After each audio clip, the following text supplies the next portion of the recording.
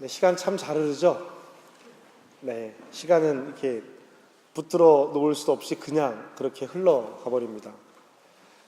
시간은 그저 이렇게 흘러가고 있는데, 누구에게나 똑같이 흘러가고 있는데, 그 시간 안에서 문제를 만들기도 하고 문제를 만나기도 하는 것은 우리들입니다. 그 시간이 우리에게 그 문제를 주거나 그 시간이 우리에게 문제를 삼는 것은 아닙니다. 시간은 그런 문제들과는, 내가 만나고 있는 문제들과는 전혀 상관없다는 듯이 그렇게 흐릅니다. 시간은 그렇게 흘러갑니다. 또 시간은 다 다릅니다. 오늘 지금 이 시간 이곳에서 이 시간, 우리가 만나고 있는 이 오후 2시 넘은 이 시간과 한국이나 다른 나라에서 만나고 있는 그 시간은 또 다른 시간입니다. 그러나 또 그 시간은 동일하게 주어집니다. 하루 24시간은 누구에게나 똑같은 시간일 테니까요. 우리는 지금 우리의 시간을 만나고 있습니다. 우리의 시간. 저와 여러분의 시간은 대림절 4번째 주일을 맞이하고 있습니다.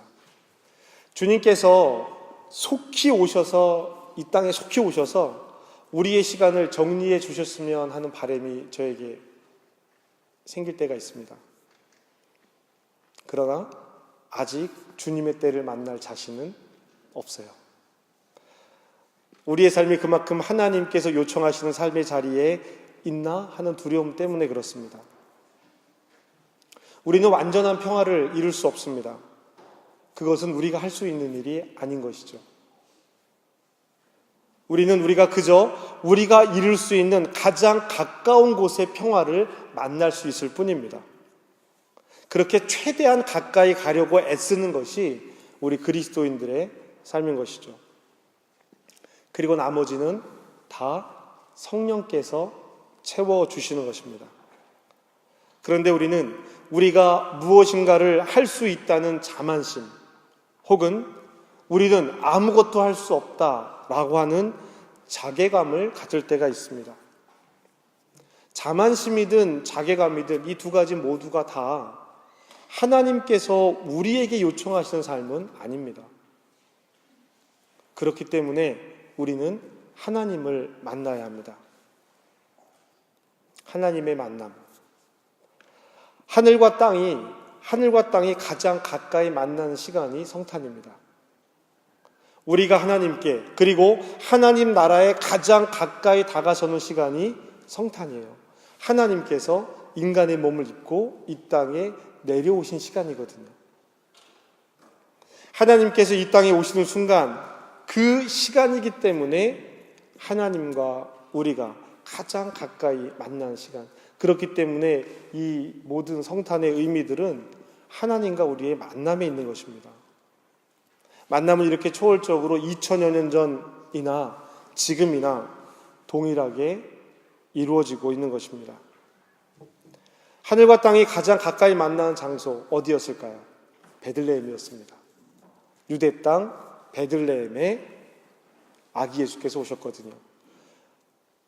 유대의 작은 마을, 유대 땅 작은 마을. 하지만 위대한 왕 다윗이 태어났던 것. 그러나 권력으로 만들어지지 않고 태어남의 순간을 간직하고 있는, 생명을 품고 있는 이 마을에 예수께서 오시겠다라고 이야기하는 것입니다. 예루살렘이 아닌 베들레헴에 오시겠다라고 이야기하고 있는 거예요. 여러분, 우리가 하나님과 가장 가까이 있는 곳은 어디입니까? 우리의 베들레헴은 어디일까요? 예수님께서 베들레헴에 아기 예수님으로 오셨다고 하는데, 그래서 하늘과 땅이 가장 가까이 만나는 그 시간, 예수님이 오시는 그때, 성탄, 그리고 가장 가까이 만나는 장소 베들레헴인데, 우리에게 베들레헴은 어디일까? 하나님과 가장 가까이 만날 수 있는 장소가 어디겠습니까? 우리에게 성탄, 강림의 시간은 언제, 어디일까요? 이 재림의 시간은 어디일까요? 성경은 재림의 시간을 이야기하고 있지 않습니다. 공표하지 않습니다. 언제, 어느 때에 예수께서 오실 것입니다. 다시 오실 것입니다. 라는 이야기를 하고 있지 않아요. 그렇기 때문에 누구라도 어느 누구라도 예수님이 몇 월 며칠 언제 오신다고 얘기하면 거짓말이에요. 이단입니다. 성경에 나와 있는 얘기가 아니거든요. 그럴 수도 있지 않을까요? 저럴 수도 있지 않을까요? 다르게 해석되어질 수 있는 성경의 본문들은 많이 있지만 예수님의 오심에 대해서는 분명하게 그날과 그때를 알려주지 않을 것이다. 그날은 도적같이 이를 것이다 라고 말씀해 주셨습니다. 그렇기 때문에 성경은 재림의 장소도 알려주지 않습니다. 시간도 모르고요, 장소도 몰라요. 알려지지 않은 그 시간, 그 장소, 어떻게 기다려야 할까요? 성경은 우리에게 분명하게 알려주셨습니다. 그래서 우리는 그 날과 그 장소를 알아요. 그 장소와 시간은 바로 지금 여기입니다. 여러분이 생각하고, 여러분이 하나님을 생각하고, 여러분이 예수님을 생각하는 그 시간과 장소가 바로 예수님께서 다시 오실 그 시간과 그 장소라는 것입니다. 우리가 하나님과 가장 가까운 시간, 지금 이 순간입니다. 우리가 하나님과 가장 가까이 있는 장소, 바로 여기입니다. 여러분, 그것을 기억하셔야 돼요. 이것이 슬기로운 다섯 처녀의 비유에 나오는 그때의 이야기입니다. 미가 선지자는, 오늘 미가서를 여러분 읽으셔야 되는데요, 미가 선지자는 베들레헴에게 말하고 있는 거예요. 유대 땅 베들레헴에게 이야기합니다. 이곳에서 이스라엘을 다스리는 사람이 나올 것이다. 그의 근본은 영원에 있고 태초까지 올라갈 거야. 그가 태어날 때까지 너희들은 이스라엘의 원수에게 붙들려 있을 거야. 그리고 그가 태어나면 남아있는 백성들이 다시 이스라엘로 돌아가게 될 것이야. 지금은 여전히 아픔의 땅이지만 그 땅이 변합니다. 여전히 포로로 잡혀있는 곳이지만 그곳에 평화가 주어집니다. 그래서 그래서 베들레헴은 오늘 이 시간을, 이 기다림의 시간을 보내야 하는 것입니다. 이 작은 땅 베들레헴이 그 일을 해야 하는 것이죠. 그리고 우리는 그 시간을 지금 여기에서 오늘 이 시간 만나고 있는 것입니다. 오늘 우리가 복음서 누가복음 말씀을 읽었습니다. 누가복음에는 두 여인이 등장을 합니다. 마리아와 엘리사벳이 등장을 해요. 한 사람은 예수님의 엄마고요, 한 사람은 세례 요한의 엄마입니다. 둘 다 아주 걸출한 인물을 낳은 여자들입니다. 예수의 탄생과 세례 요한의 탄생은요, 이 두 여인이 있었기 때문에 가능했습니다. 우리는 지금 강림의 시간을 기다리는 믿음의 눈으로 이 사건을 만나야 합니다. 엘리사벳과 마리아의 만남을 우리는 지금 지켜보고 있는 것입니다. 이 두 여자는요, 나이 차이가 굉장히 많이 났어요. 하지만 공통점이 있습니다. 두 여인 모두가 아기를 가질 수 없는 상황이라는 거예요. 사가랴 아내 엘리사벳은 나이가 많아서 아기를 가질 수 없고요, 마리아는 아기를 낳을 수 없는 처녀였습니다. 한 여인은 나이가 많아서 생물학적으로 아이를 낳을 수 없는 상황이었고요, 상황이라는 말을 잘 기억하십시오. 한 여인은 아직 결혼을 하지 않았기 때문에, 처녀였기 때문에 아이를 낳을 수 없는 상황이었습니다. 그 두 여인이 아이를 낳는다라고 하는 것은요, 자, 그 소식을 전해 듣는 거예요. 너는 이제 아이를 낳게 될 거야. 엘리사벳도 그 이야기를 듣고 마리아도 그 이야기를 전달받는데 그 일은 엄청난 일이에요. 놀라운 일입니다. 큰 일이에요. 엘리사벳의 경우와 마리아의 경우는 더 달라요. 둘 다 기적입니다. 기적이에요. 처녀가 아이를 낳거나 노인이 아이를 낳거나 기적입니다. 그런데 사람들 사이에서는요, 충분히 다르게 받아들여질 수 있는 거예요. 아이를 낳을 수 없는 노인이 아이를 낳으면 기적이라고 얘기할 수 있습니다. 진짜 기적이에요. 노인이 아이를 가졌으니까. 그런데 마리아의 입장은 다릅니다. 마리아는 다르게 해석되고 다르게 받아들여질 수 있어요. 마리아라는 이름을 빼고 한번 생각해 보십시오. 처녀가 아이를 가졌습니다. 그럼 이 이야기는 사람들 사이에서 충분히 이야기되기에 좋은 거리가 되지 않겠습니까? 기적이 아니라 가능성이 있는 이야기예요. 그런데 다른 가능성이 있는 것이죠. 문제가 될 수 있는 이야기입니다. 그렇기 때문에 아직 결혼을 하지 않은 마리아에게 이 일은 믿음의 문제로만 받아들이는 것이 아니라 그 상황을 해결해 나가야 돼요. 나는 아직 결혼을 하지 않았고 남자를 알지 못하는 여자인데 아이를 가졌어요. 이 상황을 해결해 나가야 돼요. 이것이 더 큰 문제입니다. 믿음으로 내가 성령께서 아이를 갖게 하시면 아이를 가질 수 있어요 라고 믿음으로 고백하는 문제보다 더 큰 문제가 마리아에게 남아있는 거예요. 아이를 배서 낳아야 되거든요. 이 상황을 극복해야 된단 말입니다. 기적이라고 말하기에는 자기 자신이 받아야 하는 오해가 너무 커요. 나라면 어땠을까? 내가 받을 오해, 내가 받아야 하는 따가운 시선, 언제 해결될지 모르는, 아니 어쩌면 평생을 살아가면서도 저 여자는 처녀 때 아이를 가졌어 라는 이야기를 들어야 하는 이 시선을 견딜 수 있을까? 마리아는 달랐습니다.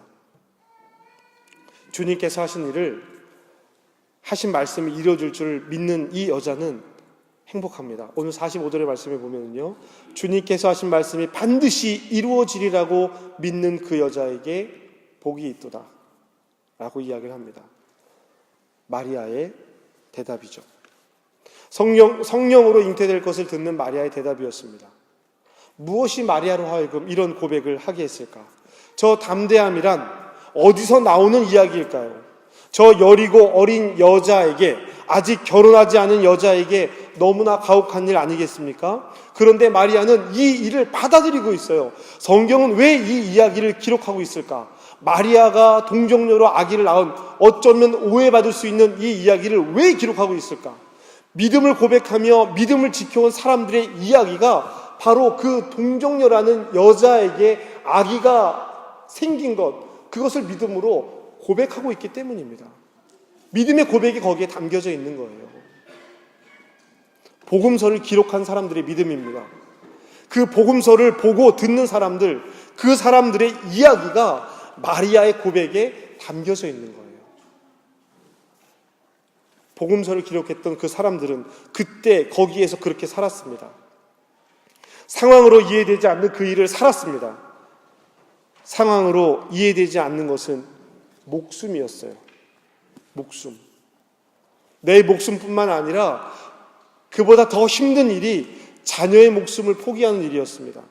그것도 눈앞에서 말이죠.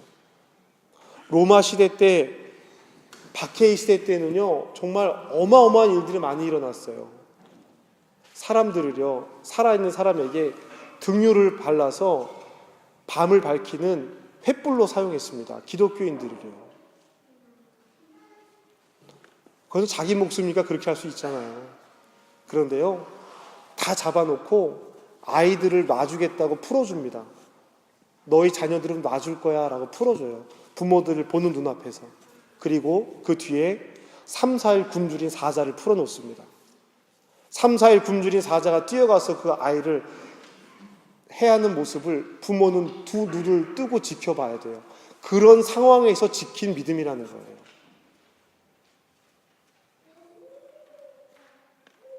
믿음은 상황을 넘어서는 것을 이들은 알고 있었습니다. 누가복음을 기록한 이 사람들, 누가복음을 함께 나눴던 사람들은요, 그 마리아의 고백과 같은 그 상황을 믿고 있는 거예요. 그렇지 않다면 성경에서 오해될 내용을 뭐라 기록해 놨겠어요? 슬그머니 안 써도 되는 거잖아요. 누가복음을 듣고 보고 기록한 모든 사람들이 그 이야기를 자신들도 믿고 있는 것입니다. 하나님 나라에 가까운 삶, 하나님의 나라의 삶을 살았습니다. 그리고 복음서는 오늘 우리에게 그 삶을 보여주고 있는 것입니다. 히브리서는 예수님께서 마지막 대제사장임을 이야기합니다. 오늘 히브리서도 같은 이야기를 담고 있습니다. 마지막 대제사장인데요, 스스로를 제물로 바치는 대제사장입니다. 여러분, 그런데 성경은 주님께서 원하시는 것은 제물과 예물이 아니라고 이야기하고 있습니다. 번제와 속죄제가 아닙니다. 주님께서 원하시는 일은 주님의 뜻을 행하는 것입니다. 보십시오, 주님의 뜻을 행하러 왔습니다 라고 고백하는 것이 예수님께서, 하나님께서 원하시는 거란 말이에요. 우리는 그 주님을 믿고 있습니까? 믿기만 하고 따르지는 않습니까? 믿음은 행함으로 증명돼야 하는 것입니다. 행함은 믿음의 증거입니다. 야고보서가 이야기하고 있는 것이 그것이거든요. 여러분, 그런데 있잖아요, 번제와 속건제, 속죄제, 이거 누가 정해준 거예요? 번제와 속죄 누가 정해줬습니까? 하나님이 정해주신 제사예요.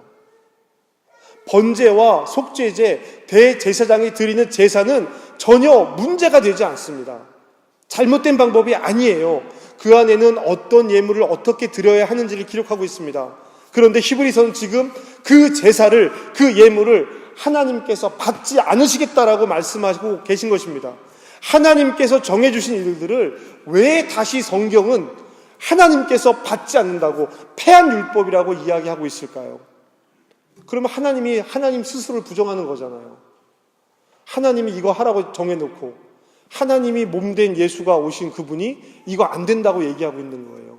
자기 모순이잖아요. 여러분, 번제와 속죄제는 문제가 되지 않습니다.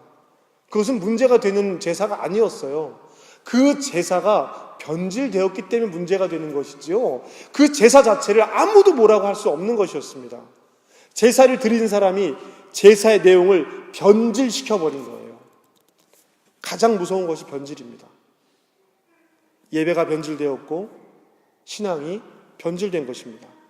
자기의 이익을 추구하는 제사가 되었고 자기의 이익을 추구하는 제물이 된 것입니다.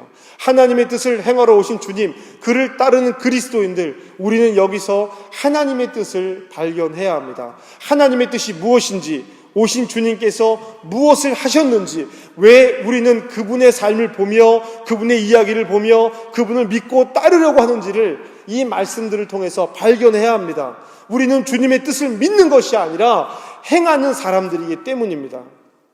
하나님께서는 제사가 아닌 행함을 원하셨습니다.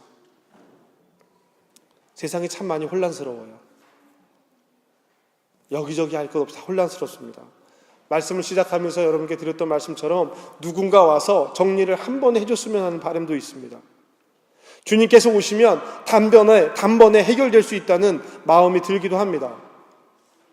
우리는 주님을 기다리는 사람들입니다. 주님을 기다리는 사람들이 해야 할 일이 무엇일까요? 거룩한 삶으로, 즉 구별된 삶으로 우리의 삶을 이끄는 것입니다. 그곳에 평화가 있습니다. 구별되어져 있는가, 구별되어 있지 않은가, 그것이 우리 삶의 기준점이어야 합니다. 대림절의 마지막 주간을 맞이합니다. 이제 4개의 초가 다 밝혀졌어요. 대림절의 마지막 주를 맞이하는 우리들이 주 예수여 어서 오시옵소서라고 고백할 수 있을까요? 고백해야 합니다. 우리는 주님을 맞을 준비를 하고 있는지요? 준비해야 합니다.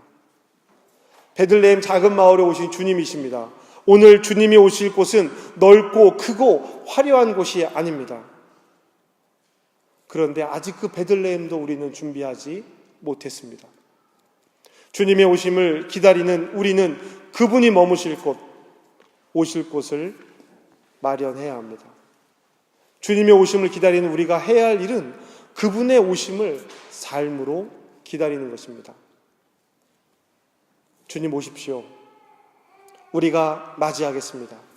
비록 유대 땅 작은 곳 베들레헴 같은 곳일지라도 준비하겠습니다. 작은 곳이기 때문에 준비합니다. 오십시오. 주님 오십시오. 우리의 고백이 되기를 기도합니다. 우리가 준비할 베들레헴이 무엇인지를, 옛날 미가 선지자가 얘기했던 그 베들레헴의 의미가 무엇인지를, 엘리사벳과 마리아가 복중에 아이를 품고 서로 아이가 복되다고 이야기하면서 그 어렵고 고난의 시절을, 비난의 시절을, 따가운 시선을 맞는 그 시간을 보내야 하는 그 시간들, 하늘과 땅이 만나는 시간, 성탄이 무엇인지를 고백하며 우리의 삶을 어디로 이끌어야 하는지를 묵상하는 시간이 되기를 주님의 이름으로 축복합니다. 그래서 주님 오심을 기뻐하는 그 시간에 주님 이곳에 오셔서 우리를 만나실 때 우리의 마음과 삶이 이렇게 주님을 향해 있습니다. 상황을 넘어서는 믿음입니다. 상황을 넘어서야 돼요. 마리아와 엘리사벳 같이. 그리고 우리의 삶이 제물이 되어야 하는 것입니다. 대림의 마지막 주간 우리가 함께 이 마음을 고백하며 주님 앞에 서시기를 주님의 이름으로 축복합니다. 기도하시겠습니다.